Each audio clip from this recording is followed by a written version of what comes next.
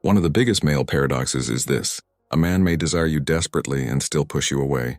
It sounds crazy, but it's not. Many women fall into this game without understanding that it is not rejection, it is fear. When a man feels like he's really connected to you, something inside him triggers a red alert, and the instinct is to protect yourself, not to surrender. What most women don't understand is that the more a man likes you, the greater the vulnerability he feels. And vulnerability is scary. He doesn't fear you, he fears himself. The fear of getting too attached, of getting hurt, of getting lost in this feeling. So what does he do? It pushes you. But there is an even crueler detail in this. When he needs your presence the most, that's when he'll give you signs of distance. It is at this point that many women ruin everything because they misinterpret it, think that he has lost interest or that he is no longer into it. And then begins a destructive cycle that no one understands. In the next few minutes, you'll find out what really happens in his mind when he walks away. And when you're done with this video, you'll never interpret that behavior in the same way again. 1. The fear he will never admit. There is a type of fear that does not appear in conversations. It is not said, it is not confessed.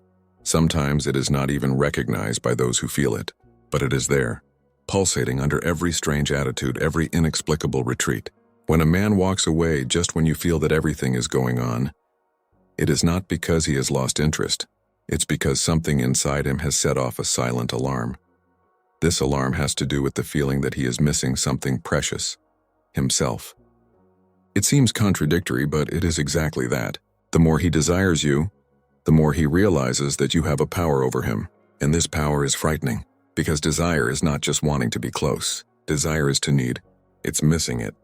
It is realizing that the presence of the other person messes with internal states that he does not fully control. For many men, this loss of control is unbearable, not because they are cold or calculating, but because they were taught from an early age that men cannot depend emotionally on anyone. What you need is weakness. That to cling is to lose masculinity. So when he feels like you're taking up too much space inside him, the automatic reaction is to back off, create distance, regain control. And here's the crux of the matter. This fear has nothing to do with you. It's not about something you did or didn't do. It's about what you stand for. You became someone too important too fast. And this activates a primitive fear of being swallowed up, of losing one's own identity within the relationship. In the Jungian view, this connects with what we call the fear of ego dissolution. The male ego, especially when it is not mature, needs strict boundaries to feel safe. When a woman begins to cross these borders, when she starts to inhabit his thoughts, dreams, fantasies, the ego feels that it is being invaded, and the instinctive response is to defend the territory, even if it means removing precisely those who he wants most around. There is another aspect as well, the fear of not being enough.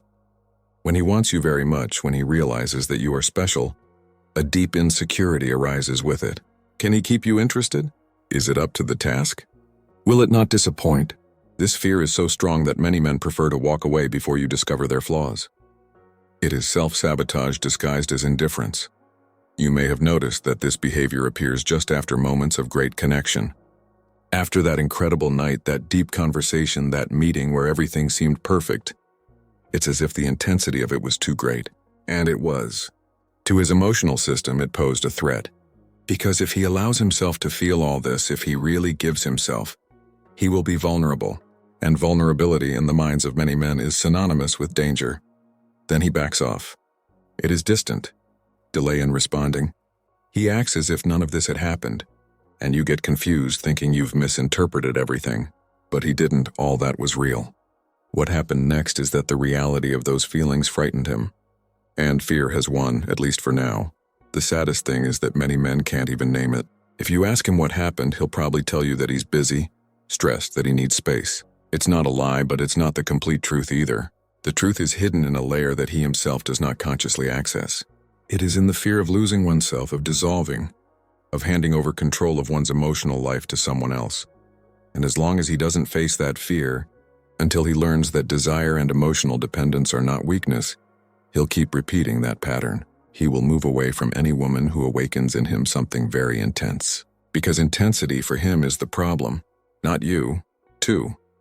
When I want you, it becomes a threat. It may seem absurd, but there is a moment when desire stops being something good and starts to be felt as danger. This happens when the man realizes that you are no longer just a possibility, a fantasy, someone he wants to conquer. You have become someone he needs. And necessity for many people sounds like a trap. Think of it this way.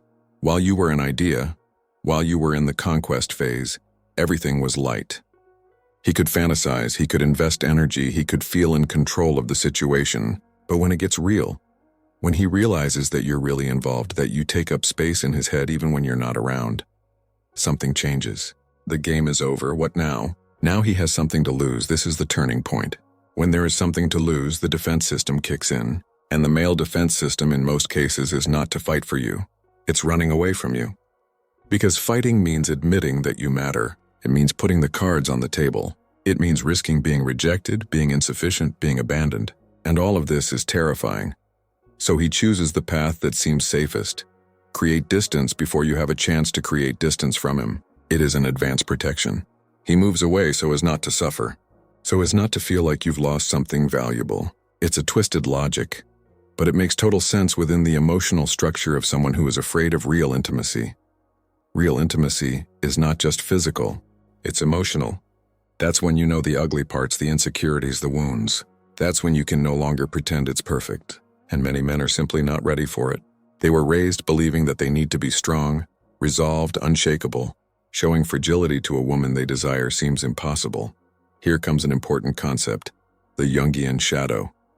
Everyone has a shadow, which is the part of the personality that we hide, that we deny, that we reject. In the case of many men, the shadow carries precisely those things they have been taught to repress: fear, neediness, need for affection, desire to be cared for. When you awaken it in him, when his presence brings out these hidden parts, he doesn't know how to deal with it. Because dealing with them would mean recognizing that they exist. And this is threatening to the image he has built of himself. Then unconsciously he turns you into the threat. It is not rational. It's not fair. But that's what happens. You go from desired to dangerous. Because you represent everything that he does not want to face in himself. The more he wants you, the more you expose these vulnerable parts of him. And the reaction is to protect yourself, even if it means losing yourself. There is also the social factor. Men grow up hearing that they can't be emotionally dependent, that this is a woman's thing, that real man doesn't need anyone. These messages accumulate and create a deep belief. If I need her, I'm not man enough. And when he starts to realize that he needs you, that his days are better when you are present, that he thinks about you before he goes to sleep, it activates all this toxic programming. The result is that he steps away precisely to prove to himself that he doesn't need to. It is a desperate attempt to regain the feeling of autonomy, strength, independence. He wants to convince himself that he can live without you, even though deep down he knows he doesn't want to. It's an internal battle where you've turned the battlefield over, without having chosen to participate. And you, in the middle of it all, don't understand anything. Because for you, wanting someone is good. Missing it is normal. Needing connection is human. But for him, all of this has been turned into signs of weakness. And he will fight against this weakness by doing precisely what hurts the most, moving away from those he wants most. The tragic thing is that he doesn't realize that true strength would be in taking on the desire, in embracing vulnerability and allowing you to be important. But as long as he sees need as a threat, as long as he confuses intimacy with loss of identity, he will continue to flee. And you will continue to pay the price of a fear that was never yours. If this video made you understand something that always confused you, it's because it touched something unconscious. In the pinned link, I left the Jung method, a guide for those who want to stop repeating the same emotional cycles. Let's continue. 3. The shadow he hides from you. Everyone carries a part of themselves that they prefer not to show. That part that embarrasses, that bothers us, that seems incompatible with the image we want to project. In the male universe, this shadow is even heavier, because it comes loaded with brutal social expectations. From a young age, the boy learns that crying is wrong, that feeling afraid is shameful, that asking for help is admitting defeat. All of this is pushed under the rug, forming a giant shadow. When you appear and awaken intense feelings in him, this shadow begins to move. He feels things he shouldn't feel. According to the primer he learned, He feels like opening up to tell about his insecurities, to admit that he also gets lost sometimes, but to do so would mean exposing the very thing he has spent his whole life hiding. And then the conflict arises. He wants you, but wanting you means showing who he really is. And that terrifies him. The male shadow usually keeps the need unresolved, that hunger for affection that was never satiated, that need for approval that was never met. When he finds you, those needs wake up. Suddenly he wants your attention. He wants to be seen. He wants to be chosen. But to recognize this is to recognize the lack. And a man with need, according to the invisible manual of masculinity, is not a real man. So what does he do? Hide disguises. He acts as if he doesn't care that much. It creates a persona of indifference to protect the needy child inside it. The more he wants you, the stronger the mask needs to be. Because if the mask falls, if you see what's behind it, he believes he's going to lose your respect, his admiration, maybe even his interest. There is another element in the shadow that is even more complicated: anger. Many men carry an old anger, not necessarily at you, but at past situations, disappointments, wounds that never healed. When he begins to get closer emotionally, that anger also comes along. Because intimacy opens all doors, including the ones he locked with a padlock. And he doesn't want you to see that anger. He doesn't want you to know that he's not as resolved as he seems. This anger sometimes manifests itself in behaviors that don't make sense. He treats you badly for no apparent reason. He gets irritated by silly things. It creates conflict out of nowhere. It's not about you. It's about everything he didn't process and that his presence brought to light. You have turned the mirror that reflects his shadow. And instead of looking in the mirror and doing the necessary inner work, he prefers to break the mirror, that is, to move away from you. The truth is that no one likes to face their own shadow. Hurts. It's uncomfortable. It requires courage and brutal honesty, and many men simply weren't prepared for this kind of emotional work. They were taught to solve, to fix, to act, but they have not been taught to feel, to process, to integrate.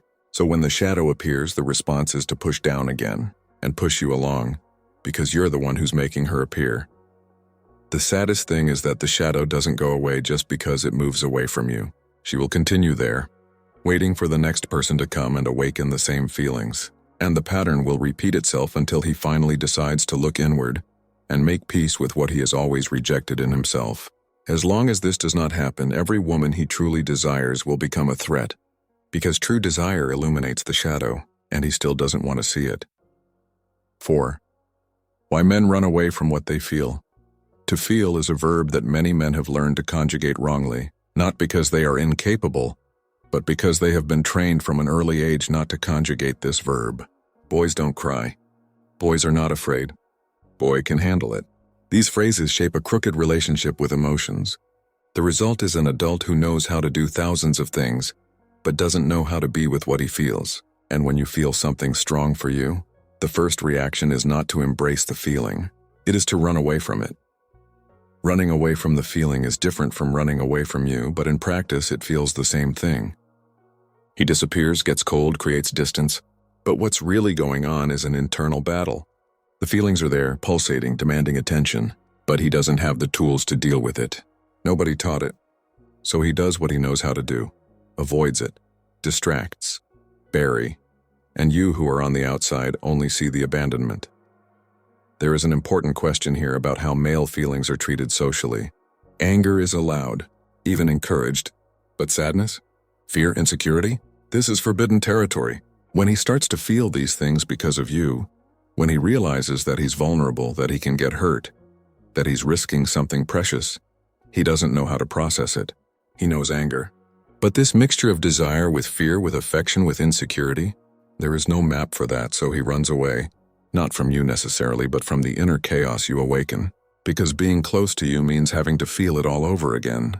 And feeling is scary when you've never learned to navigate the territory of emotions. It's like putting someone who can't swim in the middle of the ocean. The natural reaction is to seek solid ground. And solid ground for him is the absence of feeling. It is the known zone of superficiality, control, predictability. Here comes a concept from analytical psychology: anima feria. Anima is the inner feminine of man. The part of him that feels, that intuits, that connects emotionally. When this part is wounded, ignored, repressed, man is disconnected from his own internal world. He cannot access feelings. He cannot name them. He cannot express them in a healthy way. And when you show up and activate all of that, it's like waking up a part of it that had been dormant for years, and waking up hurts. The problem is that he doesn't consciously understand this. He only feels the discomfort, the anxiety, the tightness in his chest, and he associates all this with you. It thinks that you are causing this suffering, when in fact you are just showing something that already existed. You are the mirror, not the cause. But it is easier to escape from the mirror than to look at one's own image and recognize what needs to be healed. Many men are also afraid of becoming emotionally dependent. They saw their parents, uncles, friends being controlled by emotions, making bad decisions because of passion, getting lost in relationships, and they swore to themselves that it would never happen to them. So when they feel something very strong for you, when they realize that they are thinking about you all the time, that their decisions begin to consider you, it sets off an alarm. It seems that they are losing control. And losing control, for those who built their entire identity on top of being rational and strong, is unacceptable. The irony is that running away from the feeling doesn't make it go away. It only makes it grow distorted, repressed, causing even more suffering. But as long as he doesn't learn that feeling is not weakness, that vulnerability is not defeat, that allowing himself to love is not losing himself, he will continue to run away. And you'll still not understand why someone who clearly wants you acts like they want nothing to do with you. 5. What I desire has to do with control. Control is the magic word that explains half of male behaviors in relationships. From an early age, men are taught that being in control is being safe. Control emotions, control situations, control results. When he is in charge, when he knows what to expect, when he can predict the next steps, everything is easier. The problem is that desire does not obey control. Desire is precisely that which escapes, that overflows, that dominates. When he really wants you, he loses control over himself. Thoughts come back to you without permission. The body reacts to its presence in ways it has not chosen. Emotions appear without warning. And all of this is deeply disturbing for those who have been trained to always be in control of their own experience. He realizes that you have a power over him that no one else has. And this is unbearable. The issue of control is also linked to the fear of rejection.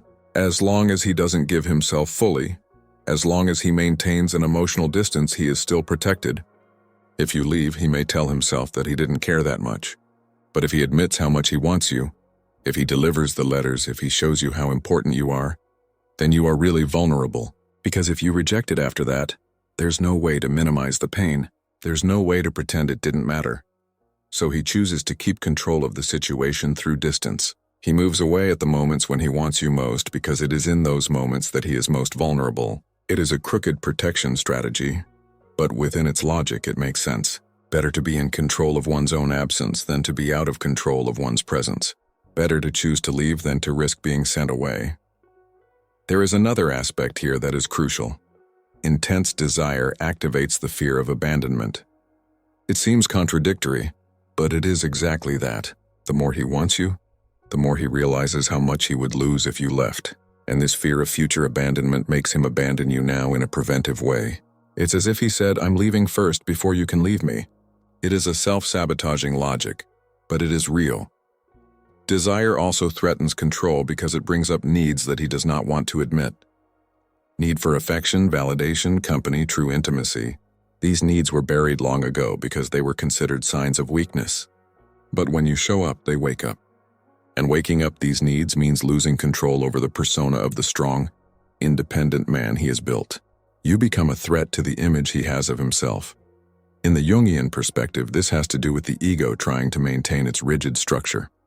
The male ego, especially when immature, needs to feel that it is in charge, which is the agent, never the object. Who chooses is never chosen, but when he desires you deeply, the positions are reversed. Suddenly he is the object of desire itself. You are the one who has the power to satisfy or frustrate that need, and this reversal is terrifying. That's why many men try to regain control through emotional games. They stay away to see if you can go after it. They take time to respond to test their patience. They create jealousy to see if you care. It is not pure evil. It is a desperate attempt to regain a sense of power in a situation where they feel powerless. Because desire is just that, impotence in the face of the other. And impotence does not go well with traditional masculinity. The most tragic thing is that all this control is an illusion. You don't control how you feel. You don't control the impact someone else has on you. It doesn't control if it will work or if it will hurt. The only thing you really control is whether you will allow yourself to live the experience or run away from it. And most men, when the desire gets too great, choose to run away, because running away gives the false feeling of being in control, even if the price is to lose exactly what they wanted most. 6. The vulnerability he rejects. Vulnerability is the gateway to everything worthwhile in relationships. It is through it that real connection, true intimacy, deep love happens. But to get to that door, it takes courage. And many men simply don't have that courage because they've been taught that vulnerability is the opposite of masculinity. What real man does not expose himself? That showing fragility is giving ammunition to be hurt. When he wants you so much, when you start to really matter, vulnerability becomes inevitable. Because you have the power to hurt him, his words gain weight. Your actions have emotional consequences. Your absence hurts.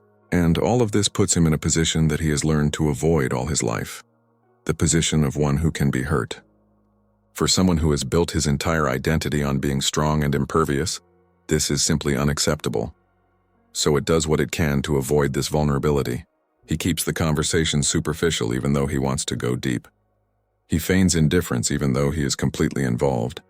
It creates barriers exactly at the moments when it should be opening. Also, he doesn't have to admit that you're important, that he cares, that he's risking his heart. Because to admit all this would be to put oneself in a position of complete exposure. There is a deep belief operating here. If I show vulnerability, I will be rejected. This belief comes from past experiences, from social messages, from old wounds that never healed properly. Perhaps in childhood he opened up and was ridiculed. Perhaps in previous relationships he showed his heart and was despised. These experiences form a conviction. Vulnerability is not safe. And if it is not safe, it needs to be avoided at all costs. The problem is that avoiding vulnerability means avoiding intimacy. It means always keeping a safe distance, never giving yourself completely, never allowing the other to actually enter. And this creates empty, superficial, unsatisfactory relationships. But for many men, emptiness is better than risky. At least in the void, you don't get hurt. Or so they believe. The rejection of vulnerability is also connected with the need to appear perfect. If it opens, you'll see the flaws. You will discover that he does not have all the answers, that he also gets lost sometimes, that he carries insecurities and fears. And in his head, if you figure all that out, you'll leave. He will look for someone stronger, more resolved, more confident. So he prefers to keep the facade, even if it means never being truly known to you. In the Jungian view, to reject vulnerability is to reject the totality of the self. It is to deny half of the human experience. Because to be human is to be vulnerable. It is to be subject to pain, loss, disappointment. When he rejects this in himself, he is rejecting an essential part of humanity itself. And you, who represent the possibility of this vulnerability emerging, end up being rejected along with it. The most painful thing is that he loses precisely what he seeks most. Because deep down, what everyone wants is to be seen and loved for who they really are. Not for the persona, not for the mask, but for the essence. But for that to happen, you have to take off your armor. It is necessary to allow yourself to be vulnerable. And as long as he can't do that, as long as he continues to equate vulnerability with weakness, he's going to keep turning away from every woman who could actually reach him. Because reaching means touching where it hurts, and he's not ready to allow that yet. There is also a specific fear of being seen as needy. In male culture, emotional need is treated almost as a character defect. Men who need affection, who seek shelter, who want to be taken care of emotionally are seen as less of a man. This toxic message causes him to repress legitimate and natural needs. When you awaken these needs in him, when he realizes that he would like to lean on you, to share his fears, to receive care, it activates a deep shame, and shame makes him immediately retreat, because acknowledging these needs would be admitting that he is not self-sufficient. It would be to break the image of the man who doesn't need anyone. 7. The silent test you haven't seen. There's a game going on that you didn't even know you were playing, an invisible test that he applies without warning, without explaining the rules, sometimes not even consciously knowing that he is doing so. When he walks away just at the moment when everything seemed perfect, it is often not pure escape. It's a test. He wants to see what you do, how he reacts, if you will go after it or if you leave, if he will beg or if he will maintain his dignity. This behavior comes from a deep insecurity disguised as a strategy. Deep down, he wants to know if you really care, if the interest is genuine or if you were just enjoying his attention. Because standing back and seeing you fight for it would be proof that it's special to you. It would be the confirmation that he is not alone in all this desire. But the irony is that this test usually produces the opposite effect of what he wants. Because when it disappears, when it gets cold, when you act indifferent, you naturally retreat too. Not because he doesn't care, but because he has dignity. Because it will not be running after those who clearly do not want to be reached. And then he interprets his retreat as disinterest when in fact it was just protection. You walked away because he walked away first. But in his mind, you didn't pass the test. You haven't proven that it matters. This type of test reveals emotional immaturity, because healthy relationships don't need games to confirm interest. They need communication, honesty, clarity, but many men have not learned to ask for what they need directly. So they create situations to test if you are going to guess, if you are going to intuit, if you are going to make the movement that he does not have the courage to do. There is another type of test as well. He moves away to see if he can live without you. It is an attempt to regain control, to prove to yourself that you are not dependent, that you can go on with life peacefully. If he can be okay in your absence, then he is safe. No need to worry about the power you have over it. But if you can't, if you miss them, if you realize that the days have become emptier, then the alarm goes off. Because it confirms what he feared. You have become necessary. The problem with this test is that it doesn't consider your feelings. You become a piece in a game that you never asked to play. His emotions are disregarded in the name of his need to feel safe.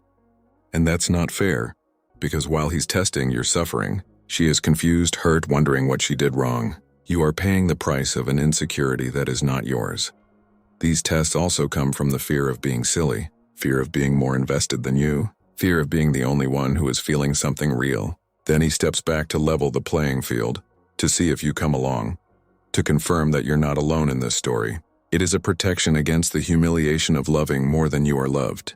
But what he doesn't realize is that when he tests, when he plays, when he creates artificial distance, he is precisely creating the imbalance that he fears so much. In the Jungian perspective, this behavior of testing the other comes from a lack of confidence in one's own worth. If he knew that he was worthy of love, that he was valuable, that he was worthy of desire, he would not need external confirmations all the time. You wouldn't need to create situations to prove that you care. I would trust what has been built between you. But because he doesn't trust himself, he can't trust you either. The saddest thing is that these tests destroy the very thing he is trying to protect.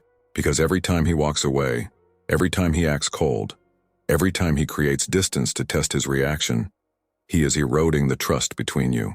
He is planting insecurity where he could be cultivating certainty. And in the end, the test becomes a self-fulfilling prophecy. It tests so much, creates so much drama, that you actually walk away, not because he didn't care, but because he got tired of having to prove something all the time that should be obvious. 8. How not to get lost in this game. Now that you understand what is going on in his head, the question that remains is, what about you with this? How not to get lost in this emotional game he is playing, often without even knowing it. The answer begins with a hard truth. You cannot save those who do not want to be saved. He cannot do the emotional work that is his responsibility. It cannot heal wounds that he does not even recognize he has. The first step is to stop personalizing their behavior. When he walks away, his first reaction is probably to think that you did something wrong. That wasn't interesting enough, beautiful enough, special enough. But now you know it's not about you. It's about his fears, his wounds, his emotional immaturity. You can be perfect and he'll still run away because the problem is inside him, not in your presence. Second step, maintain your dignity. This does not mean being proud or cold. It means not to lower oneself, not to beg, not to accept emotional crumbs. When he walks away, you don't chase after him. He doesn't keep sending desperate messages. It does not try to convince him of its value, because its value is not up for negotiation. You know how much you're worth and who can't see it. That's his problem. Step 3. Observe the pattern, not the isolated moment. Everyone has bad days, moments apart, need for space. This is normal. The problem is when it becomes a standard, when it systematically moves in and out, when the cycle repeats itself without resolution, when you're always on the emotional roller coaster, then it's no longer about giving space. It's about recognizing that he's not emotionally available for a healthy relationship. Step 4. Communicate your needs clearly. Don't wait for him to guess. Don't play the same games he plays. If you need consistency, say so. If the distance from him hurts you, express it. Give him the chance to appear, to do differently, to grow, but do it once clearly and firmly. Don't keep repeating. Don't keep educating an adult about basic behavior of respect. If he doesn't change after you've been clear, the message is he doesn't want to change. Step 5. Have a life of your own. Don't put your happiness, your self-esteem, your sense of worth in his hand. Keep investing in yourself, in your projects, in your friendships, in your dreams. When you have a fulfilling life, his confused behavior doesn't destroy you. It bothers you, yes, but it doesn't define you. You remain whole even when he is far away. Step 6. Set clear boundaries. There are behaviors that you won't accept, no matter what the psychological reason behind it. Disrespect is a limit. Repeated neglect is a limit. Constant emotional games are limit. And when those boundaries are crossed, you need to have the courage to walk away, not as punishment but as self-care, because you deserve someone who is there, who chooses to stay, who does the inner work necessary to build something real. The crucial point is to understand that you can't love someone until they're ready. She can't wait for him to solve his own demons while getting lost in the process. Understanding his fears does not mean accepting the consequences of those fears in your life. You can empathize and still choose to walk away. You can understand everything and still decide that you deserve more. And maybe, just maybe, his departure is just what he needs to wake up, to realize that his fears have real costs, that running away doesn't protect, it only drives away. That vulnerability is not weakness, it is courage. But if it doesn't wake up, you'll already be far away. It will already be taking care of you. It will already be available to someone who is ready to meet you for real.